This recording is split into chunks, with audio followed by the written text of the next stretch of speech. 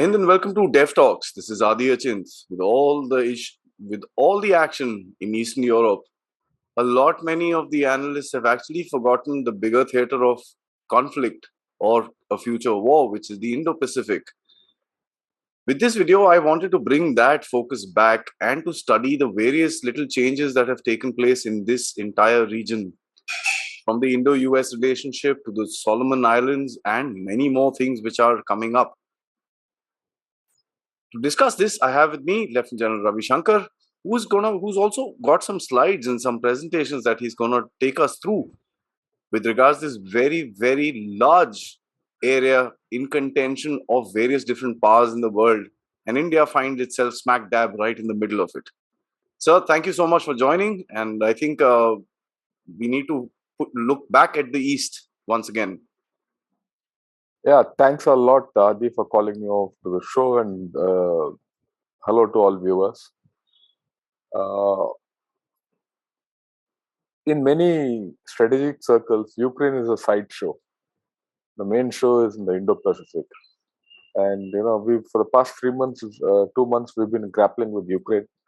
It's time to get back, and that war is going on, degenerating into a long-drawn affair. So the focus is shifting back to Indo-Pacific. The focus is shifting back to China, and it's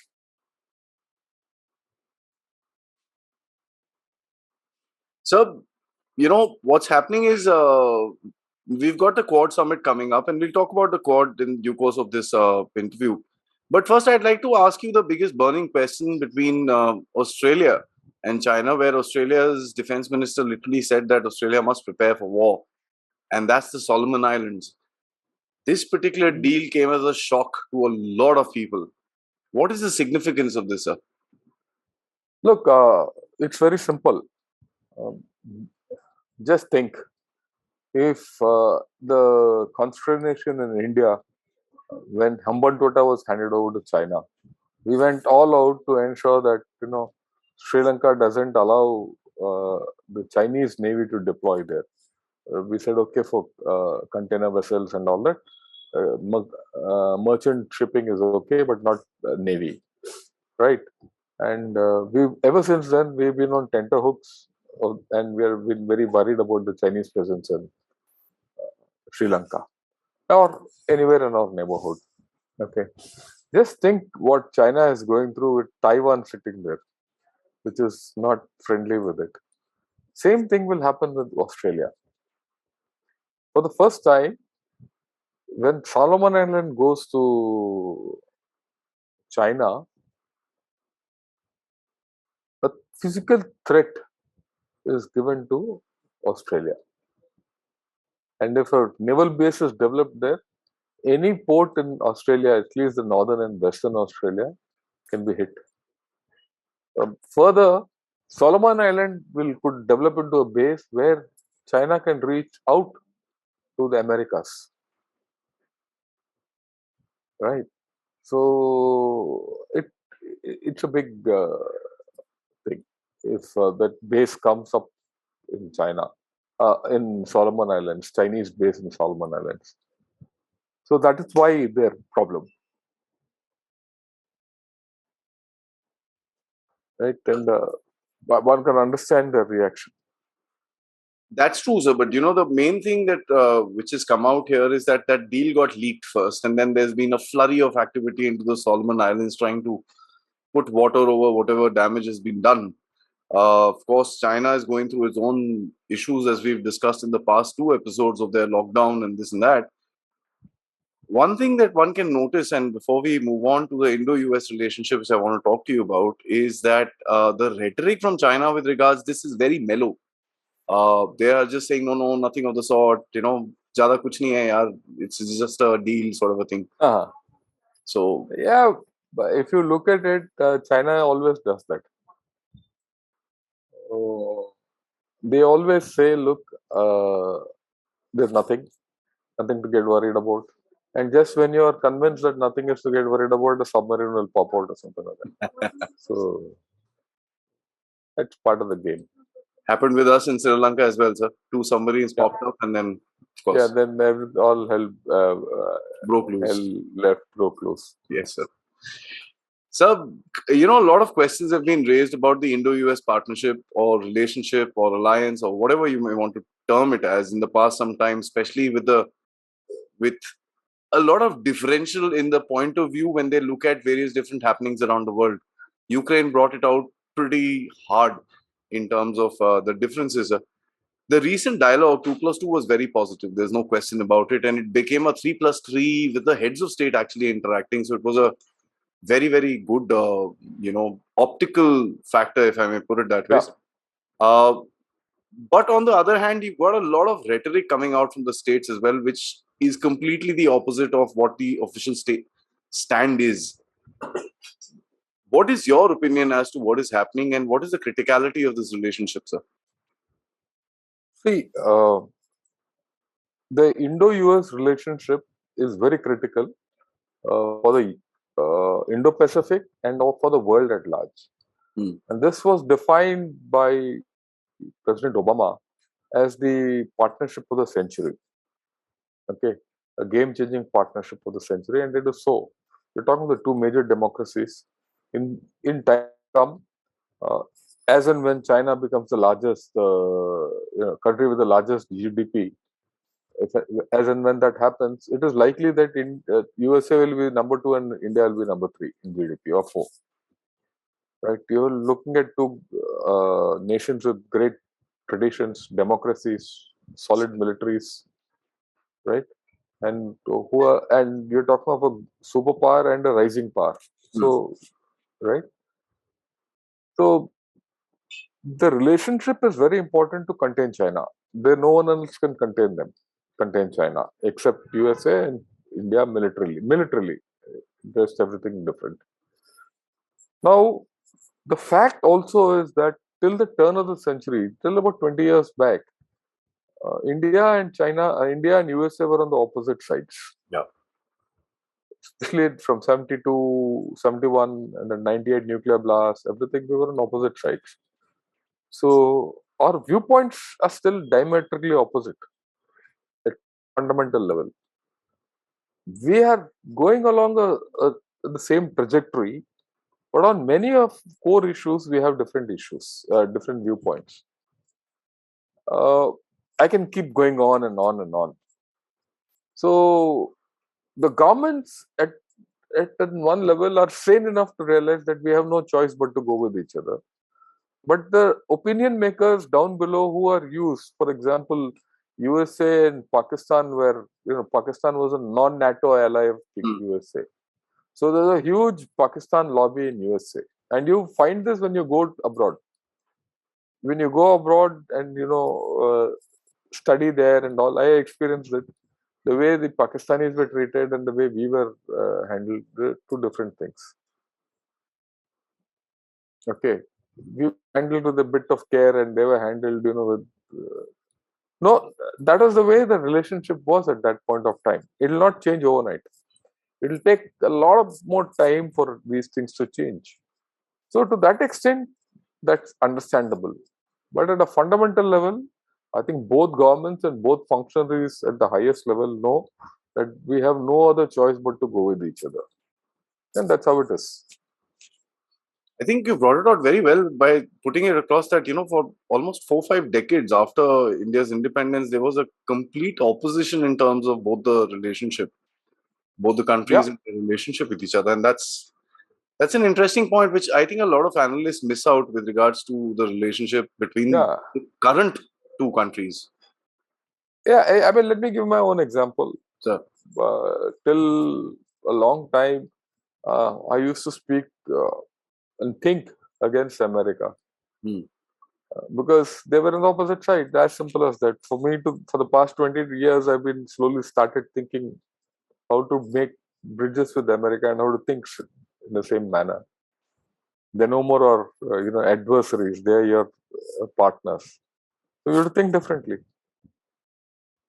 And it's also a matter of mutually beneficial interests. Yeah. You have a common interest in China.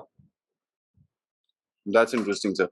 So the Indo-Pacific is such a large region. There's so much happening here. The largest population in the area. I think if you take the economies of this entire thing, it'll overshadow the entire world, and it's something which is to be reckoned with. The largest economies, the largest militaries in the world are here. I think the firepower that this area has is huge.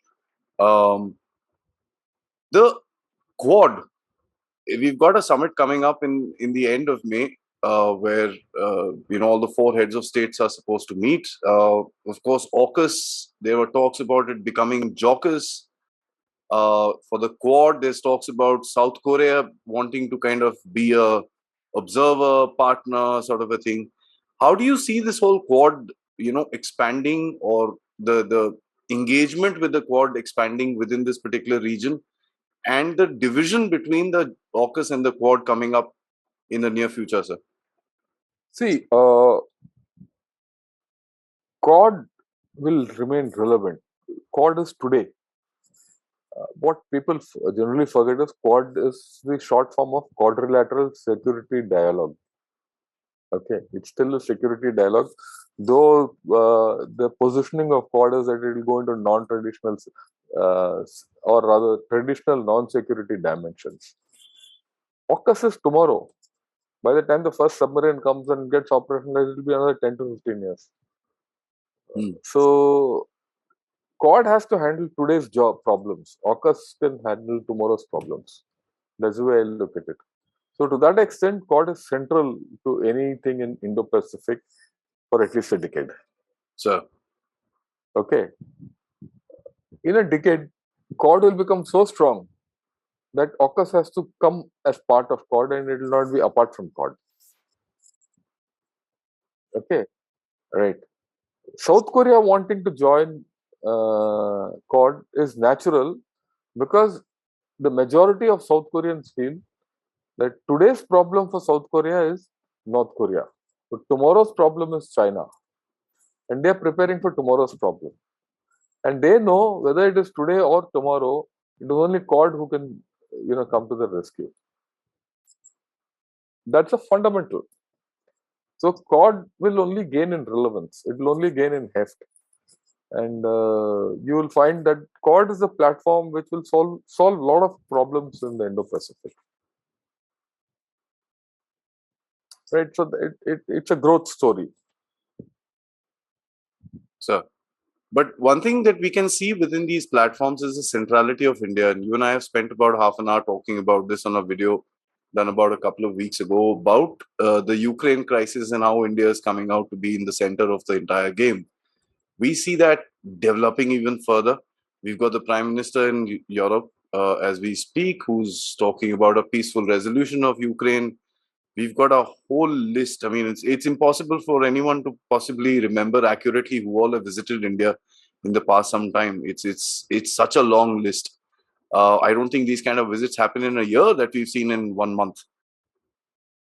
From the last time we spoke, sir, how do you see the centrality of India emerging a little further, and what do you think India's role is going to be in the coming future with the crisis in the world today? Yeah, just have a look at this. India is the fastest growing big economy, and it is the only alternative to China in scale, due to its population and size and market and everything, and the young demography which it has. So everyone is zeroing on. You look at the West, USA, Australia, Germany, UK, EU. Everyone is saying we want to do a new partnership with India. Now, when you look at the West, they're very clear that they want to curtail their relationship with China. They can't curtail it immediately unless they have an alternate. And that alternate is India.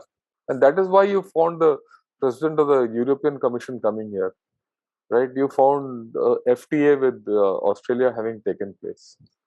Now, besides this, you also had Russia coming in. Russia, it's also hedging its bet against China. They know that their economy will get hit. They don't want to go and become number 2 to China. So they say, we'll be friendly with India. As much as you need a hedge against China through Russia. So that's another important relationship. Wang Yi came here. Middle East is looking at you. Just before this, we signed a FTA with a major deal with the UAE. UAE. Our neighbors today are all looking at you. Nepal, Sri Lanka, even Pakistan has, praised you. Though it was Imran Khan, but he still praised you. And they look to India for everything. Japan has had it. We have had a deal with Japan. Israel also is keen. So you see that there's a huge centrality of India which is emerging. Okay, right.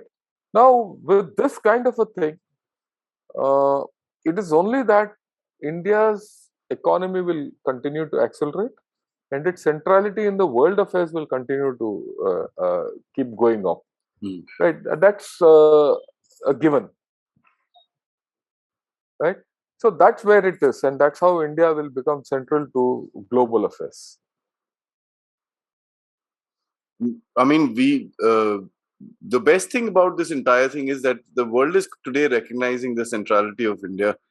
Uh, as you brought out the kind of people that are coming in, and I think there's another free trade agreement in the pipeline with the United Kingdom as well. So Yes, we can see that the economy is going to play a major role in India's, uh, role in the world, and of course, is going to be beneficial to us as well. So the major, work for the security of the Indo-Pacific is basically divided into two separate regions. One is the Indo-Pacific or the Indian region of the Indo-Pacific as itself, which has the choke points, which has certain issues, which has some Chinese presence as well. And the second one is, of course, the South China Sea and the East Japan or the East China Sea towards that side, and the Western Pacific and that entire region. Of course, the Western Pacific we've discussed with regards to Solomon. We've talked about the Indian part of the Indian Ocean as well. But my question is that what kind of initiatives should India look at uh, going forward with regards its own security of its region, and probably look at contributing into the rest of the region as well? right. First, we'll have a look at the issues. Right, now, if you look at the Indo-Pacific region, the major security issues are like this, as sure you can see. First, there's an issue of the nuclearization of Japan and Korea. That means that entire area is going to get nuclearized. Then the issue of Chinese aspiration and assertion in the East China Sea and including the Solomon Islands, which is here. Then there's the issue of the maritime security of the BRI. Then there's this thing called Myanmar, which is at the center, right, which connects the India and the Pacific Oceans. When you come to the Indian Ocean, you have Afghanistan and the nuclear triangle and Iran and all those Pakistan in this area, the problems. When you go to the Middle East and Africa, you see terror, energy, and resources. These are the major security issues which are in the Indian Ocean. When you look at the Chinese footprint in this area, it's quite large. They are there in the Solomon Islands. They are present in the South China Sea with Taiwan at their doorstep. They are all along the LAC, right? Then they have a presence in, they have presence and interest in Afghanistan, Pakistan, Middle East, and Iran. And then they have a base in Djibouti with their vast interests in, right? And then they're looking for the two ocean theory. They want an entry into the Indian Ocean via Gwadar or this port at Myanmar, Krakfu, or the Kra Canal. They're also looking at the base at either Hambantota or Maldives. Right? We all know this. When you look at the security architecture out here, you need to have a set of triangles of denial to handle these areas. Okay. Yeah. Now, what do you say?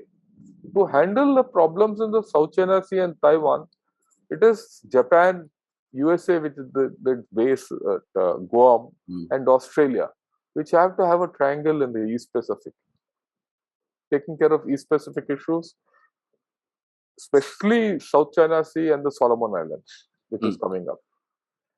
India, with USA's base at Degogasha and Andaman Nicobar, has to look after the Eastern Indian Ocean, so that the Malacca Straits is bottled and the Bay of Bengal is also taken care of. Again, India and USA has to take care of the Western Indian Ocean with the US base in Djibouti and whatever we are getting at Seychelles and Madagascar and all that. So India and USA are central to the Indian Ocean. Getting away from each other, right? So you find that India's ocean, in the Indo part of the Indo-Pacific is huge, and this will have to act as a reserve for this. And similarly, the East Pacific will have to act as a reserve for the Indian Ocean actions. So there's this is the way that I feel the architecture has to evolve. Right? Now you look at it. China is seeking entry through Gwadar, Kaikafu, Kra Canal, and Malacca. These are the three bottlenecks into the Indian Ocean from the Pacific. Now, China is also pursuing the China-Myanmar economic corridor. Okay. And if I look at it like this, so this is the Indo part and this is the Pacific part. Myanmar is central to this. How we handle Myanmar will dictate what goes on in Indo-Pacific. And that is something which is not coming through in the Quad or in the American construct. Or any other thing for that matter, sir. Any other thing. So that is something which we have to really think of. Right? So that is important in the way things are being thought of. I think this Myanmar thing is something that I think let's plan in the next sometime, sir, when we can take a deeper look into Myanmar with regards what is happening, what are the options that we've got, because the situation seems to be forgotten. I mean, that happened, of course. After that, Afghanistan took the news, and the war in Africa took the news a little bit, Ethiopia, Tigray, and all that stuff. But then now the Ukraine fracas is taking place, so everybody's kind of forgotten. I agree with you completely. Myanmar is pivotal for the Indo-Pacific construct. Yes, I think we can have it. We'll do that. We'll have a discussion on this for a better understanding with regards what is happening within China-Myanmar cooperation. Of course, all is not well for China as well in that region, but of course, if they get a breakthrough, it's a big thing, as you've also shown across. Yeah. So, one little thing that comes to me, and this is something that I had not planned to ask you, but when I look at the maps, it basically strikes out onto me. India's development of its island territories and we've taken this up before. How do you see the development from the time that we discussed this last, probably about 6-8 months ago, till where we are today? We get some news here and there about it, but do you see any major movement which is taking place in that region? I mean, let's put it. I think there's a big awareness that our island territories are important. Securing island territories is important not only from the fact that we need to secure our own land, the fact that they give you springboards for your strategic actions. So that is there, and there is development going on. No one will tell you what exactly is. Of course. Right. So to that extent, I'm okay with the fact that they are doing something. I think it's not necessary. It's not necessary to tell everything to us. Of course, it's probably it's not necessary for us to put it out in open domain also. Absolutely, it's probably what I'm looking for, and what you gave me right now is an assurance that the thought process has changed with regards to these island territories, and I think a lot of us would find some solace with regard to that particular aspect of the situation today, that India is probably looking a little deeper into its island territories, how to build that up and how to make that a little more, as the Chinese call it, the wall of steel. Yes. In that particular region. Yes, I agree with you. Sir, thank you so much. It's always a pleasure talking about the Indo-Pacific and China, and this entire region, close to home, close to the heart. And it's also a good change from discussing war in Ukraine, that, as I think you wrote about it in your last blog with regards India-US relationship, that it's my war and it's not my war, so I agree with you. But USA feels Ukraine is its war. We feel it's not our war. Absolutely. right? And so, well, these perceptions will continue, but I think we are on track for the larger game. So, And I'm glad that the quad is coming up, and it's a physical quad, head of hmm. the government's meet summit. And let me tell you, if you remember, uh, when the pandemic started and the quad started reforming, there was a lot of haziness about the quad. Yeah, yeah. Ever since President Biden has taken over, it's not very far back, a year back, you find that so many quad meetings have happened, virtual, physical, everything, right? 2+2 dialogues, quad, and now we're having a summit. Um, Contrary to what people imagine, I think quad is going on the right lines. And if you, in between all these high profile meetings, our navies have been quietly making progress, our armies have been making progress, which has gone under the radar. So we are on the right track.